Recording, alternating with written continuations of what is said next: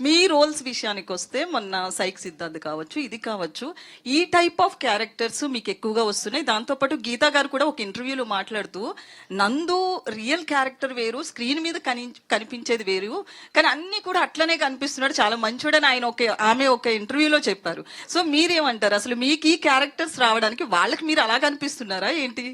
మీరు చెప్పండి మ్యామ్, నేను మీకు ఎలా కనిపిస్తాను? జెన్యున్ గా అడుగుతాను. మీరు ఎప్పుడు చాలా మంచి కనిపిస్తారండి. Thank you so much.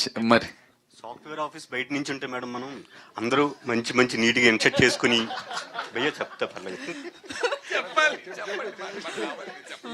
Software office నుంచి ఐటీ జాబ్ అయిపోయి బయటకు వచ్చేసరికి అందరూ నీట్గా షర్ట్ అండ్ ప్యాంట్ వేసుకుని చాలా క్లాస్గా డీసెంట్గా కనబడతారు. కానీ వాళ్ళు ఇంటికి వెళ్ళి వాళ్ళ వైఫ్తో ఎలా బిహేవ్ చేస్తున్నారు అంటే మనం బయటికి అపీరెన్స్కి వాళ్ళు రియల్ లైఫ్లో వాళ్ళు ఎలా ఉన్నారో తెలియదు, చెప్పలేం కదా మేడం.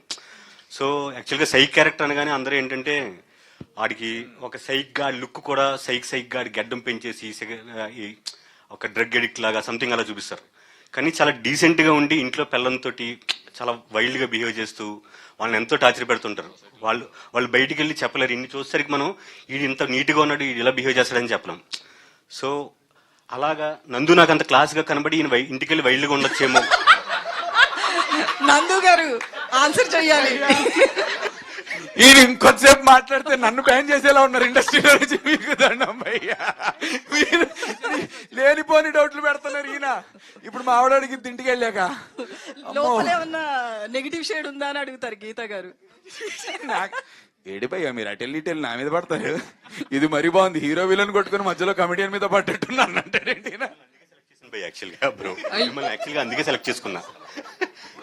బయటికి ఇంత క్లాస్ గా ఉంటారు కదా.